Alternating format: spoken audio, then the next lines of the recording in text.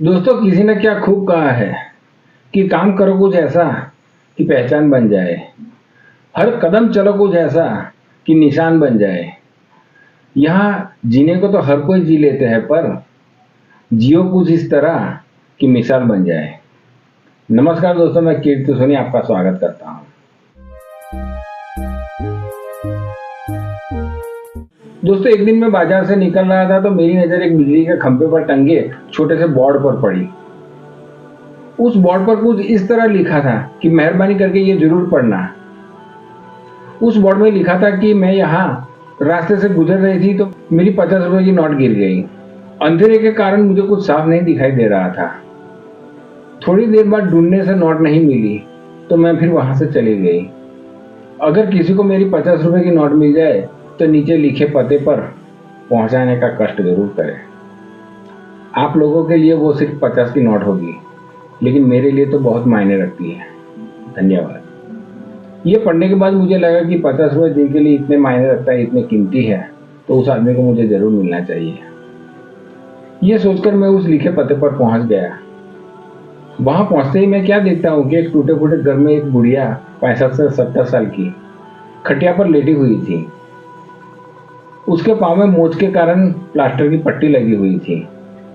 घर और बुढ़िया को देखते ही उसके घर के हालत का पता चल गया। मैं उनके पास गया और मैं पूछने लगा कि माँ जी, ये हालत आपकी कैसे हुई? तो उस बुढ़िया ने कहा, क्या कहूँ बेटा, हफ्ते भर पहले मैं बाजार से दूध लेके आ रही थी तो पीछे से एक दौड़ती हुई गाय आई और मुझे गिराकर चली गई। लोग इकट्ठे हो गए और मुझे अस्पताल ले गए। डॉक्टर ने प्लास्टर की पट्टी लगाई और मुझे दवाइयाँ दे दी। 2 आदमी मुझे ऑटो रिक्शा में बिठाकर घर ले आए और तब से मैं यहाँ लेटी हुई हूँ। तो मैंने उसे कहा, माँ जी, आपके घर में और कौन कौन है? तो उसने कहा, क्या कहूँ बेटा, मैं अकेली ही हूँ। तुम्हारे दादा को तो गुजरे हुए 15 साल हो गए। मैं लोगों के घर बर्तन पोछा करके अपना गुजर बसर कर रही हूँ। फिर माँ जी मुझे पूछने लगे, बेटे, मैंने तुम्हें पहचाना नहीं, तुम कौन हो?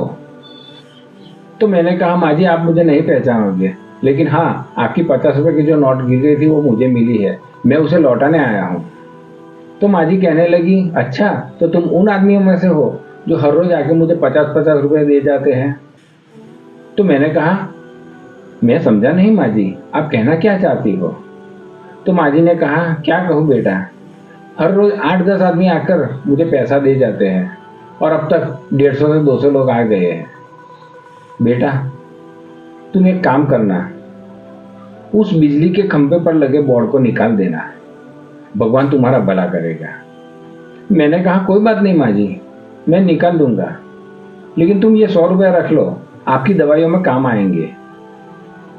मैं 100 रुपया देके वहां से निकल गया और उस बिजली के खंभे के पास पहुंचा। तब मेरे दिल से एक आवाज आई कि इस बोर्ड को हटाने की बात तो माँ जी ने कई लोगों से की होगी, लेकिन कोई हटाता नहीं है, तो मैं क्यों हटाऊं? अगर इस बोर्ड को लगे रहने से माँ जी को मदद मिल रही है तो मैं क्यों हटाऊं?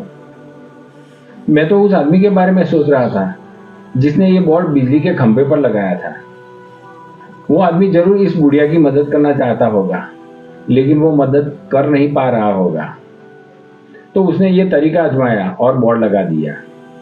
देखा जाए तो हम भी किसी बेबस लाचार इंसान की मदद कर सकते हैं। मैं उस आदमी का मनोमन शुक्रिया अदा करता हूँ और मुस्कुराते हुए आशीर्वाद देते हुए मैं घर चला गया। दिल को इस बात का सुकून जरूर मिला कि तरीका कोई भी हो, लेकिन उस तरीके से माँ जी को तो मदद मिल रही है। दोस्तों, अगर हमें किसी की मदद सच्चे दिल से करनी हो तो उनके तरीके तो 1000 मिल जाएंगे। कहानी अच्छी लगी हो तो एक लाइक कर देना और चैनल को सब्सक्राइब कर देना। धन्यवाद। जय भारत, जय हिंद।